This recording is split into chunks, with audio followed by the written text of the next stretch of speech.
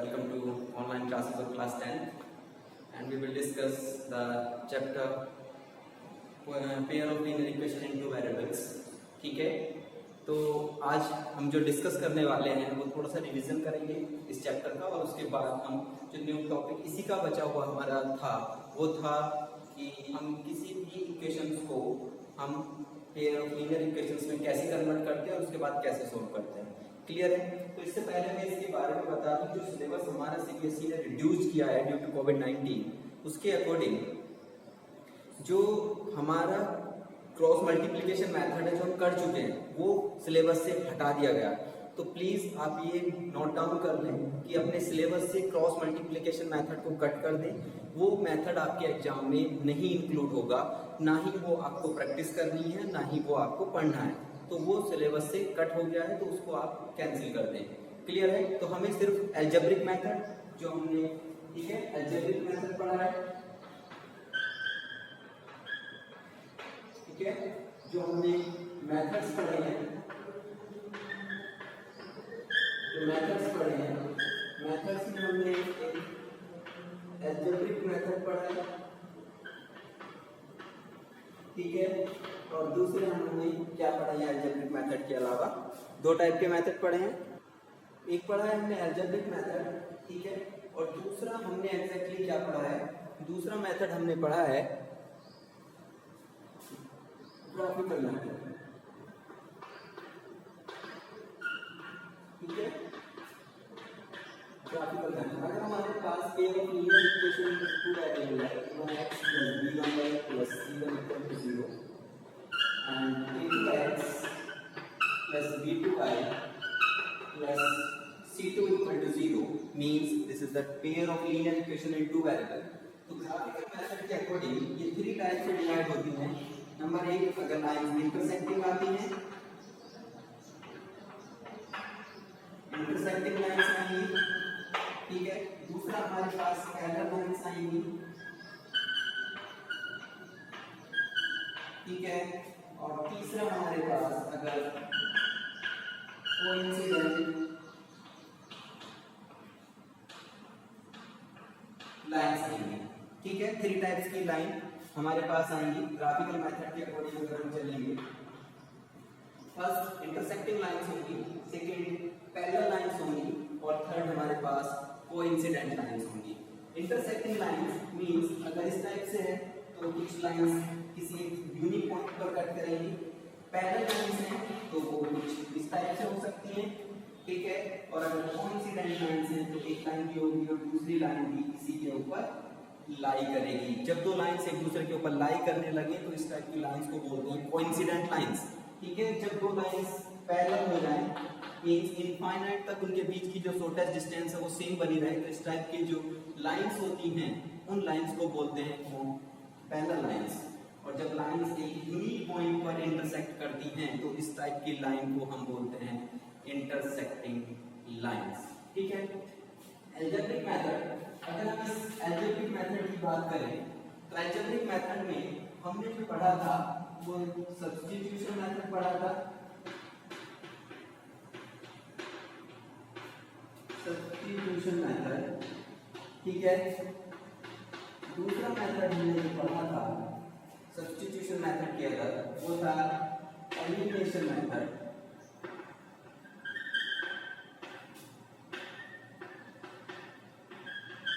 And जो third method हमने पढ़ा था एलिमिनेशन मेथड के अंदर वो हमने क्रॉस मल्टीप्लिकेशन मेथड पढ़ा था।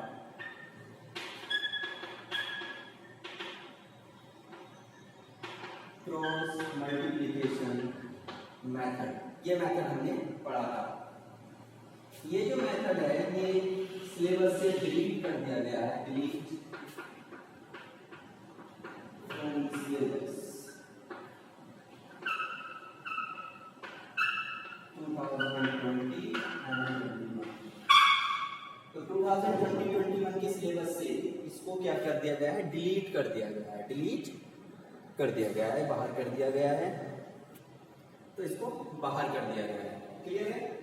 अब जो हमारे पास आता है वो हमारे पास एक टेबल थी जिसके अकॉर्डिंग हमने पढ़ा था कि हमारे पास अगर ये pair of linear equation in two variables है, तो हम क्या करते हैं कि कंपेयर कर लेते हैं a1 a2 b1 b2 and c1 c2। ठीक है, ये भी 3 टाइप से डिफाइन होता है, जैसे फर्स्ट एंड दिस। अगर a1 a2 का रेशियो b1 b2 रेशियो के नॉट इक्वल है, not equal to the ratio of b1 b2, clear है?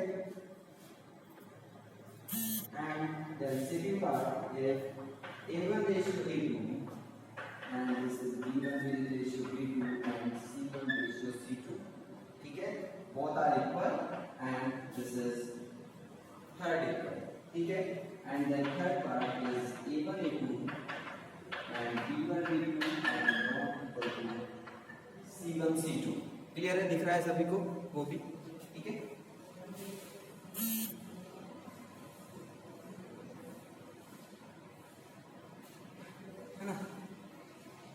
दिख रहा है जी। a1 a2 not equal to b1 b2 and a1 a2 is equal to b1 b2 and is equal to c1 c2 and a1 a2 not equal to c1 c2,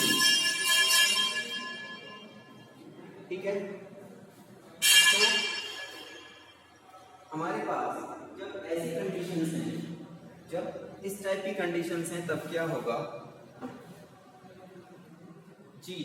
तो ये first case आता है a1 a2 not equal to b1 b2, it means कि हमारे पास यहाँ condition क्या होगी?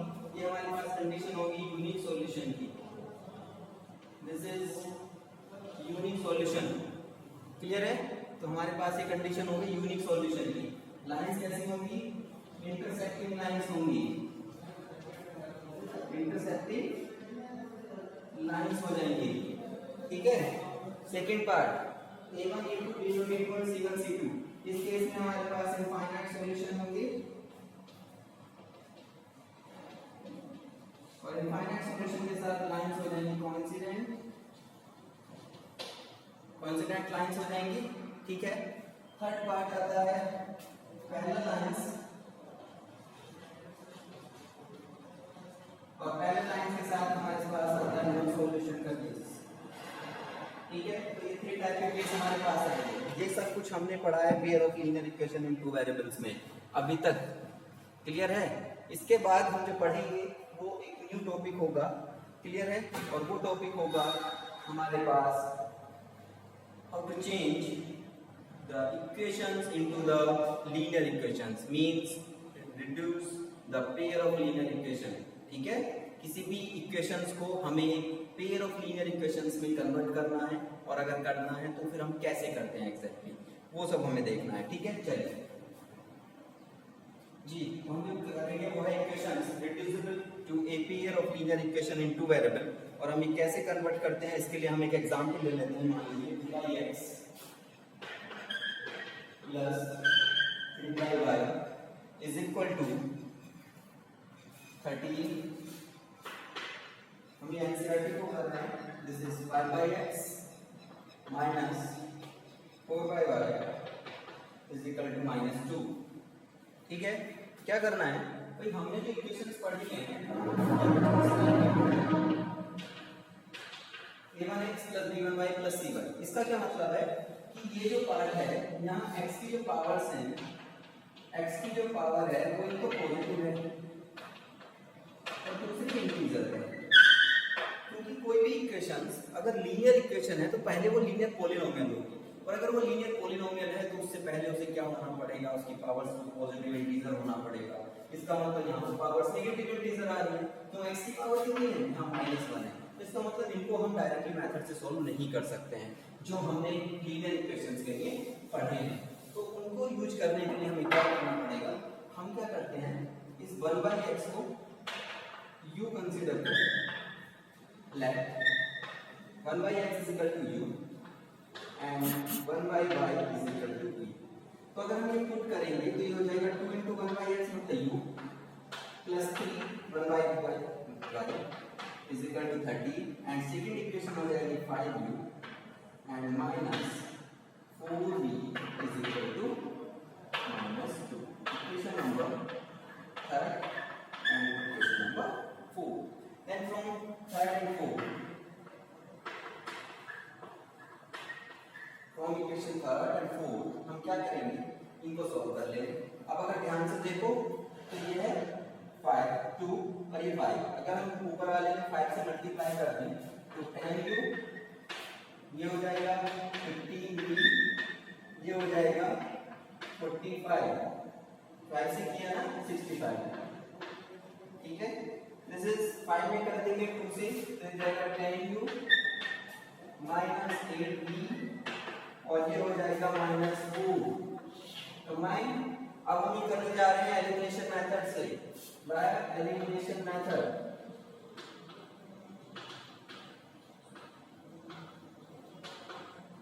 जो इसमें ट्रिक थी इस टाइप के क्वेश्चंस में बस नहीं करती, ये ट्रिक है बस इसमें 1/x को भी कंसीडर करेंगे और 1/y को भी कंसीडर करेंगे। उसके बाद आप एलिमिनेशन मेथड लगा सकते हैं या फिर substitution method, as you want you can do. तो this is minus plus and plus, क्यों? क्योंकि अपोजिट साइंस हैं, जब सेम साइन होता है तो सब्ट्रैक्ट करते हैं, सेम साइन है तो सब्ट्रैक्ट, जब अपोजिट साइन है तो ऐड, ये तो बताया था।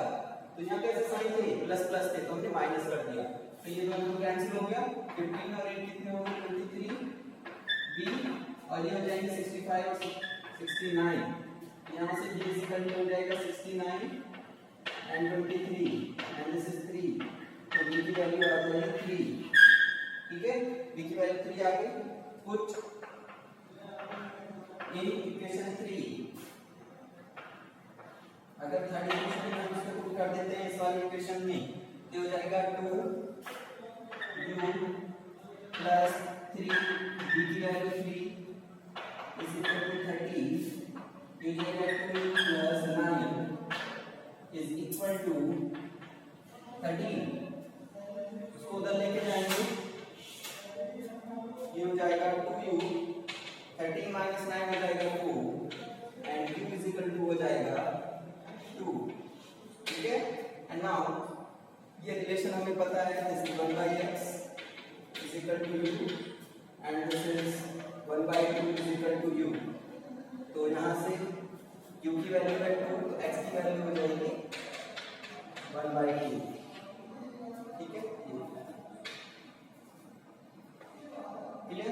ऐसे सिमिलरली b इक्वल टू 1/3 और ये इक्वल है 1/y के, यहाँ से y is equal to u का हो जाएगा 1/3, तो ये वैल्यूज आ जाएंगी x और y की। ये मेथड है, आपको सोल्व करना है और इसके बेस पर एक्सरसाइज 3.6 है, एक्सरसाइज 3.6 फ्रॉम एनसीईआरटी, वो आपको डन करनी है, कंप्लीट करनी है। उसके बाद ये चैप्टर से हमें बस मेनली प्रॉब्लम्स कैंसिल मतलब सॉरी कंप्लीट हो जाएगा ये चैप्टर हमारा, और उसके बाद हम कुछ वर्ड प्रॉब्लम से जो ऑप्शनल की हैं वो मैं क्लियर करूंगा, समझाऊंगा, और उसके बाद हम नेक्स्ट चैप्टर पर चलेंगे, दैट इज क्वाड्रेटिक इक्वेशन, ठीक है।